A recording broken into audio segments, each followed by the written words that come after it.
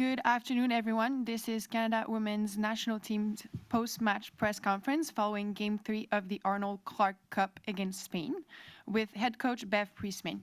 Please raise your hand if you have a question and we will get to you. Let's get started with John. Thank you. Hi, Bev.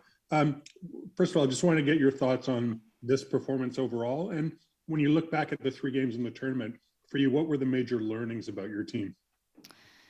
Yeah, I think on the game in general, it's disappointing to lose. You know, you hate losing more than you love winning, I think. But listen, incredible second half. I thought we were brave. I think this team across this tournament have shown moments of braveness. They just need to do it across the 90 minutes. But I think it's a reality of probably, you know, where we're at in terms of being able to physically compete across 90 minutes. But yeah, really a lot of positives. I think we've hit the bar on another set play. That was a major talking point coming in, and the work we've done, I think that reflected in some of that. I think we've shown some attacking threat. We had some clear-cut chances that maybe, I don't know, 12 months ago, maybe that we wouldn't have had. So I definitely feel like the group are moving forward, and relatively happy with the second half performance. I thought Spain showed their quality, and maybe let them in the game a bit too much in the first half. But that team, you know, they never say die. You've got players who played 390 minutes, and they're just pushing on. They'll do whatever it takes to win. And for me as a coach, that makes me immensely proud.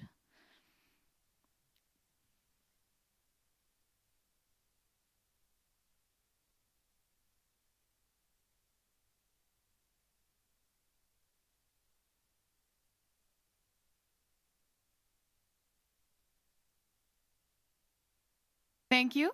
Ernesto, please go ahead.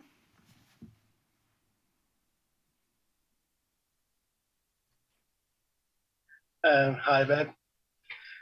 As you told me yesterday, we saw several changes in the starting lineup, some finishes, clear opportunities, very good defense, very fast and fresh players. And it's clear your team entered the pitch to win Spain. Yeah? But in spite of everything and a good second part, it was not your best match overall.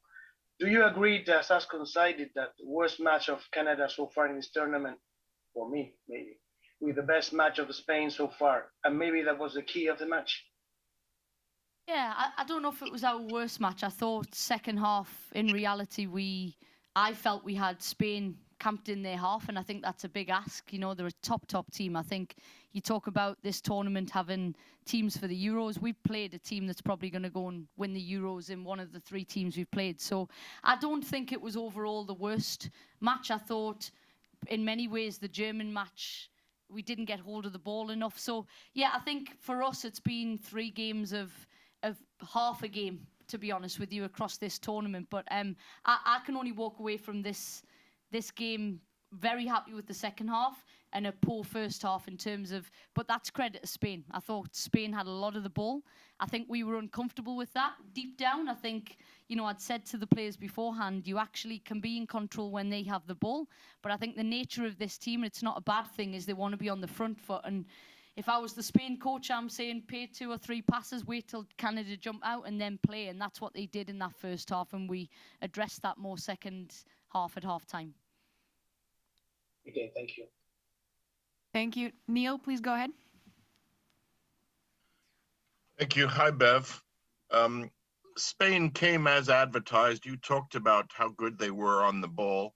For what it's worth, they ranked 9th in the world. But how far up on the world ladder do you think this team is?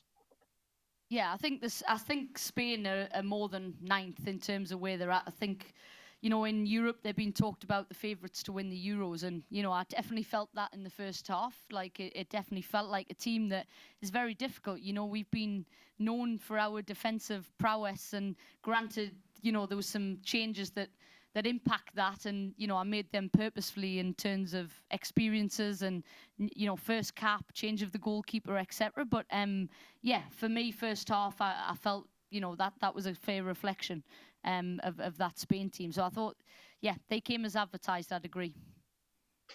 And just a quick follow-up, Jade Riviere seemed to take a painful knock. Is there any update on her? I actually haven't heard anything yet. Okay, thank you. Thank you. Emma, please go ahead. Hi, Bev. Congratulations on your tournament. I just wanted to ask a question about, just about the crowds, really. What do you make of them in the tournament? Is it a bit of a concern for you that, you described Spain as a team who could go on and win the Euros? So has it been a little bit disappointed that obviously you as Olympic champions and then Spain as, potential Euro champions, having such small crowds? Yeah, I think, listen, you would say that the games that have been on have been a great advert for the women's game. And if there was fans there, you'd think you're going to inspire a whole group of players to go on and do well. So, yeah, I think, speaking openly and honestly, I thought there would have been more fans coming to this tournament for sure. But I do think that when the big tournament comes this summer, I can imagine people are going to come out and do their best to support a team that's playing it at home. But, yeah, I'd agree. Nice one. Thanks, Bev. Thanks. Thank you. We have time for one more question. Derek, please go ahead. Hi, Bev. Congratulations on the performance today. I thought actually it was probably your best game of the tournament. I just want to ask you if you got what you wanted to see out of this tournament. You came in here, you're playing 3 heavyweights, and you matched with them really well. Are you happy with what you saw? And moving forward, can you build on this? Yeah, I think the important thing here is context. As a coach, when you lose, you sometimes lose sight of that. But I do, if someone said to me coming in, some players haven't kicked a ball since Mexico. In fact, probably half of the team. You've got Christine missing, you've got Adrienne Leon.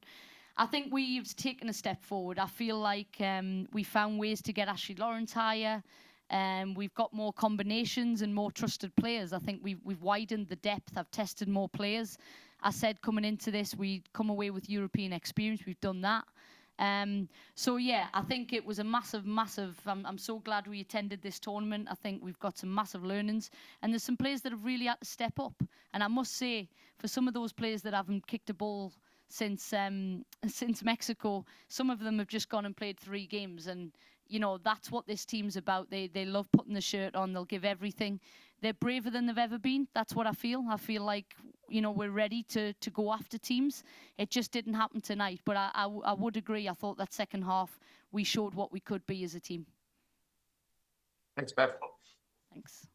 Thank you, everyone. That will wrap up our press conference with Canada Women's National Team Head Coach, Bev Priestman. Thank you, Bev. Thank you, everyone.